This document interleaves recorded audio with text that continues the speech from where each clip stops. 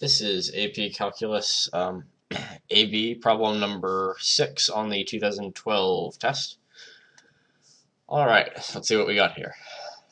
From time equals 0 to 12, a particle moves along the x-axis. The velocity of the particle at time t is given by v of t equals cosine of pi over 6t. The particle is at position x equals 2 at time equals 0. So x of 0 equals -2. This is a relative position, so we can just move, imagine it moving along this one-dimensional axis back and forth, however it might.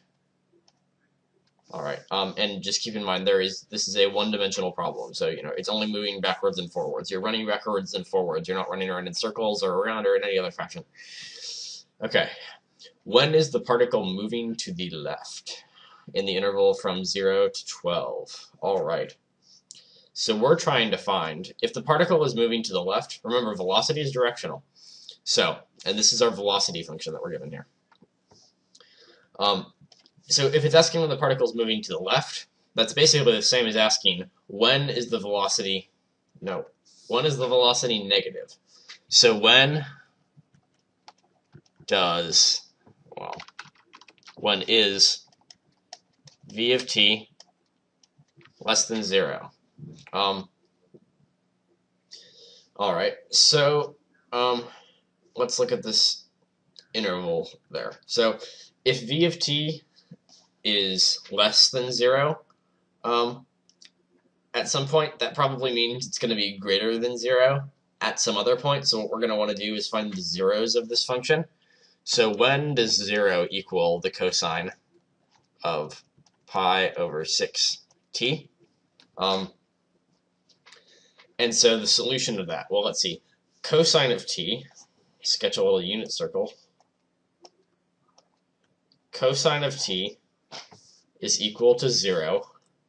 Cosine of t is in the x direction, so cosine is equal to 0 at this point and at this point.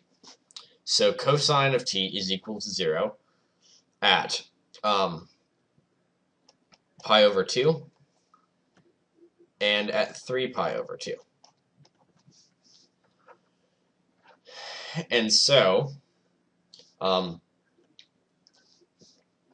so the zeros of this function is going to be when the inside here, whenever pi over 6t equals pi over 2, or whenever pi over 6t equals 3 pi over 2. Okay? So then, essentially what we're going to get is that t equals 3 for this one. And at t equals, let's see, multiply the 6 over, divide that. 6 times 3 is 18, divided by 2 is 9. And at t equals 9. These are our zeros. And then so we're going to plug something in between. So how about at t equals 0? Well, at t equals 0, cosine of 0 is 1, which means it's moving forward. So v of 0 is greater than 0. So it's not going to be moving backwards then. Let's try after this point. So how about v of 6, since that's easy? Well then, it's just cosine of pi, and cosine of pi is in fact -1. So cosine of pi is less than 0. So when it's between 3 and 9 in this interval here, v of t is less than 0. And then up here again, once you get past 9, then you're coming all back around here again. And then, that's it. So basically this little journey the particle is making can be viewed as, the inside. As t goes from 0 to 12, yeah, this makes sense too. As t goes from 0 to 12, okay, no. As t goes from 0 to 12, pi over 6t goes from 0 to 2 pi. And so on that interval from 0 to 2 pi, this is the section of the unit circle in which cosine of something is negative, And so therefore, the particle is moving to the left when t is less than, just less than, these are going to be open intervals since at these points it's not moving at all, when t is less than 9 and greater than 3. Okay, so that took a little while, but you just have to consider, you had to think about the cosine function, really being familiar with your trig functions and how they work and how they interact with each other, and especially how they're related to each other, is really essential to being able to solve these problems. So let's move on to part B. Write but do not evaluate. Yay! An integral expression that gives the total distance traveled by the particle from time t and time 6. So if I move 5 meters a second for 1 second, I've gone 5 meters, and that's my total distance traveled. If I move 5 meters a second for, well, hold on, this is a different way. If I move v of t meters a second and do that for some little tiny bit of time, dt, it's an infinitesimally small bit of time, then I've moved some little infinitesimal change in x. But if I add those up, which is what integration is, if I add those up over a period of time, then my total distance traveled, my total change in x, is equal to the integral over that interval from a to b of v of t dt. So that's what you're doing when you're integrating. You're adding up all those little velocity segments. With that said, from time 0 to time 6, t equals 0. It's nice to write the variable in, especially when you do u substitution, so you don't get confused, of v of t, and as long as it's explicitly defined that v of t is cosine of pi over 6t, it's fine to write v of t dt. That's the total distance traveled. That's it. And I'm going to, well, from 0 to 6, that might be a different story. 0 to 6, just out of curiosity, is probably from here to here. Oh, yeah. Okay, so this is time equals 3, this is time equals 6. And my guess is that it's going to travel the same distance forward here as it did backwards. And so over that interval, it's actually not going to travel anywhere at all, which is interesting. So, find the acceleration of the particle at time t. Is the speed of the particle decreasing, increasing, or neither at time equals 4? Explain your reasoning. Okay, so for part C, we're going to take the derivative of this function. By definition, velocity equals the change, by definition, acceleration equals a change in velocity over a change in time. And when we apply calculus to that, a equals dv dt. We already have t, so let's find dv dt. dv dt equals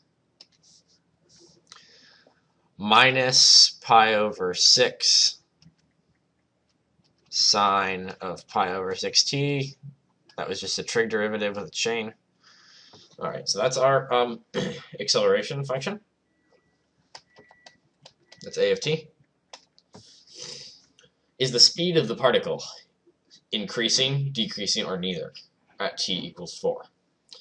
So acceleration means speed increasing, decreasing, or neither. So let's plug in 4.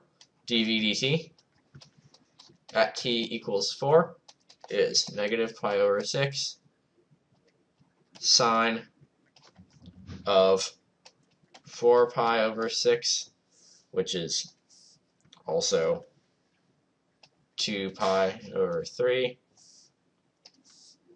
All right, so we know that this portion of the equation is negative, and whether or not this portion is negative or positive is going to be completely determined by the sign of this.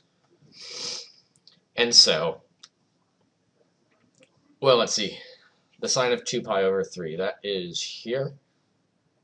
So it's going to be the sign of 120 degrees. And the sign of that is not going to equal pi over 6, so we're not, well, no, it'd be impossible to get 0 unless this were 0. So over here, the sign, the y component, is still positive, of 4 pi over 6, 2 pi over 3. And so this component is positive, that one's negative. Negative times a positive is negative. So the acceleration is less than 0. The acceleration is negative, so the speed of the particle is decreasing. I can spell. Okay. The speed of the particle is decreasing, and your logic would be that the acceleration at time t is less than 0.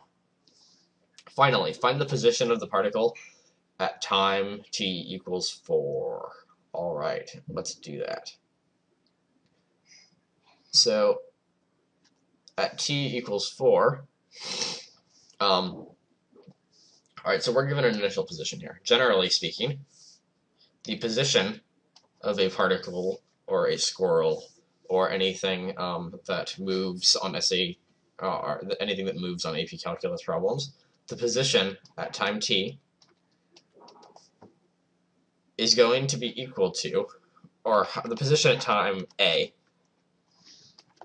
is going to be equal to the position at some time B plus the integral from B to A, which is weird, I should have picked variables better, of v of t dt. So all this is saying, this is the total distance traveled in that interval.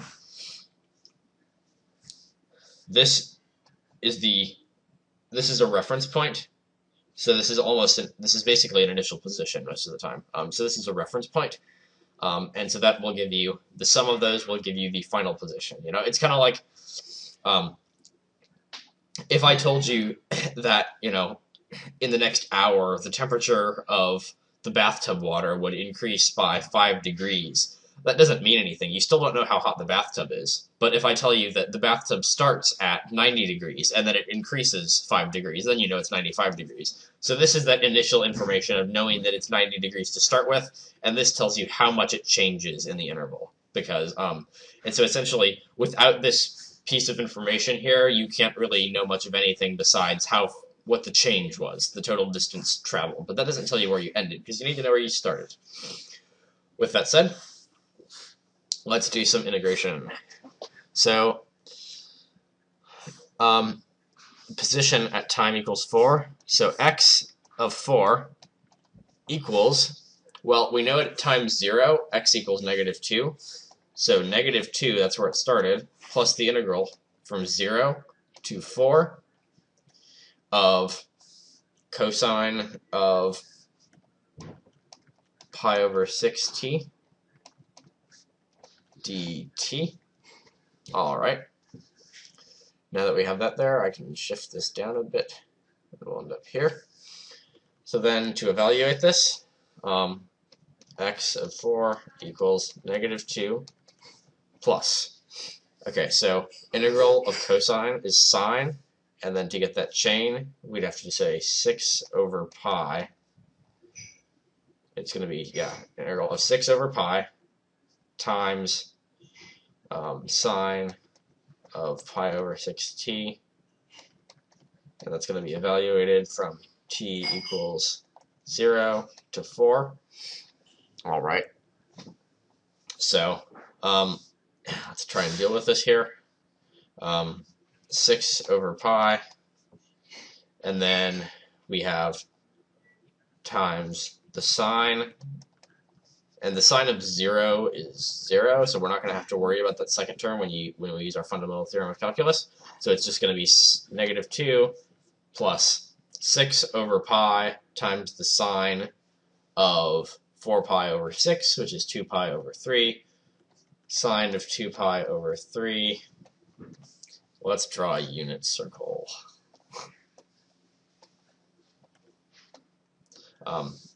This is a non-calculator problem, so I'm basically showing what you could do if you didn't have, sine of 2 pi over 3 completely memorized. So 2 pi over 3, that's this little segment right here. It's 2/3 of the way around the first half of the circle, because somehow it's supposed to make sense that halfway around a circle is a pi. Don't ask me. I'm a fan of tau myself. If you haven't heard of that, read the Tau Manifesto by Michael Hartle. It's quite amazing. So if this right here is 2 pi over 3, that means that this segment here is pi over 3. And so my approach to this would just be to draw a triangle here. Pi over 3 is 30 degrees. No, it's not. What am I talking about? Pi over 3 is 60 degrees. That makes this, oh dear goodness, 60 degrees here, 30 degrees here, 30, 60, 90 triangle. And then we have x, 2x, x root 3. Okay, and then the sine of pi over 3, the sine of 60, opposite over hypotenuse, x root 3 over 2x. So it's going to be root 3 over 2, except, well, no except. I basically shifted this over to this quadrant. I was looking at this triangle here, but the sign is going to be the same since that's all positive, so we don't need to worry about applying any sort of negative. So therefore, the position at time equals 4 is this glamorous 3 root 3 over 2, 3 root 3 over 2 pi minus 2. And that is the solution to that AP problem. Hopefully that was helpful, and see you in the next video.